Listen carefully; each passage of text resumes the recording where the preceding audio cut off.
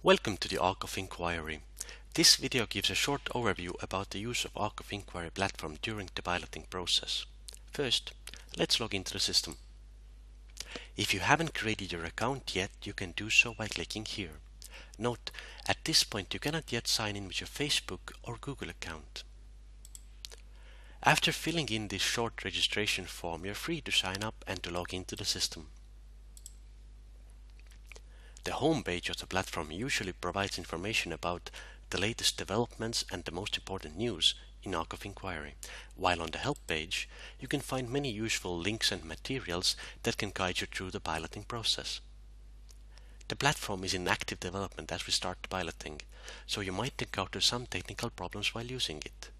If you do so, it would be really helpful to us if you took a moment of your time to fill in a short error report that can be found here.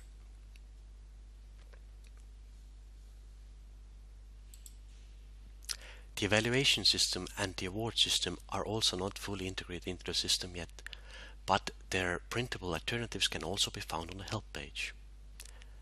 More information about the evaluation system, the award system, and the concept of paper walkthroughs will be provided to you by your local coordinator during the piloting meetings. As we start the piloting, the Ark of Inquiry platform consists of 68 inquiry activities that can be accessed through the Inquiry Activities menu. These activities cover domains such as physics, chemistry, biology, and many more. Some activities cover more than one domain. Let's pick an example. When we click on an activity, information about the activity is displayed. This information includes a short description and other useful tidbits such as the language of the activity, the recommended age of pupils, typical learning time, and additional materials needed. To start the activity, pupils click the Start Activity button, which registers the starting time of the activity. At the moment, to access the activity, you still have to use the link to the activity, but later, clicking on the Start Activity button will also launch the activity. After a pupil has completed the activity, he or she clicks the Mark as Completed button, which stops the counter of the activity time and offers a menu where a pupil can submit evidence, which can include any types of materials needed, but must be provided as a web link. Let's type some sort of link in there. The pupils are also free to ask questions, to comment their work, or to provide additional information about the process.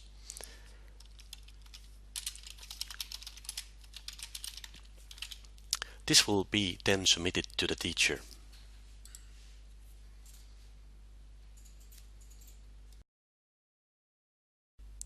To find the inquiry activities that most suit your needs or interests, you can use the Inquiry Activities search function. This form allows you to search for inquiry activities based on many variables. At the moment, you can search by phrase, domain, or proficiency level. Let's try a little example. I'm going to type in a word and then press enter. I am presented with all the activities that include the word that I typed into the search engine. I used the word light, so I got the diffraction of light, light as a wave, light bulbs, the color of light, and so on and so forth. If I want to specify the search a bit more, I can go back to the search form. Or if I just want to pick an activity based on its topic, I can use the tag cloud.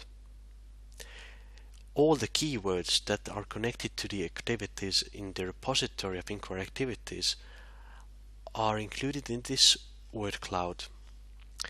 The words that are presented as bigger words, those are used more often to describe the activities, which means that at the moment, quantum physics is the keyword most often used to describe different activities. So let's see what happens when we click here. I'm presented now with all the activities that have the keyword quantum physics attached to it. There are quite many. That's how you can find different activities for your classroom or for yourself. To add new inquiry activities to the repository of inquiry activities, you can use the Add New function of the Inquiry Activities menu. After filling in a short form, you can submit your own inquiry activity that you have been using in the classroom for a while now and want to try out in the platform as well. More information about the criteria set for adding activities from your local coordinator. The most important function of the Ark of Inquiry platform is surely the groups function, which allows you to govern your pupils' work and help to recommend activities for your pupils. Let's take a look at the groups menu. Let's start by adding a new group.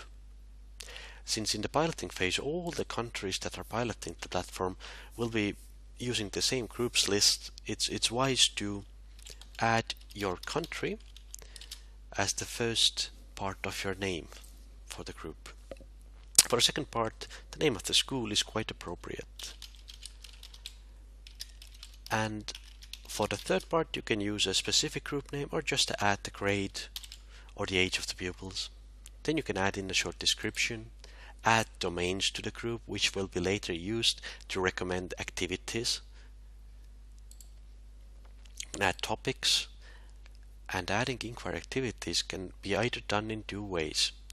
First, you can select them from a list where they have been suggested to you based on the domains you selected, or you can just use the bar as a search function and add the activities in that manner. The learners or the pupils can be added in the same manner. You can add them based on a list that's generated by your location, or you can type in to search for specific learners. After we have created the group, we can take a look at the groups list. This is the group that I created, and this is the group page. On the group info menu, all the information about the group is displayed. Who's the teacher, who are the learners, what activities have been done in the group, and so on. From the settings menu, I can always add activities to the group or more pupils, or rewrite the description or add domains. From the recommended activities menu, I can look at more closely at the activities that have been added to this group's curriculum. On the group's main page, I can also see what pupils have been doing in the group already and what has the teacher been doing. For example, one of the pupils I added to this group started an activity and then completed it and submitted a review based on that activity, which I can access and answer to through the system. Also see that I already have created the pupil.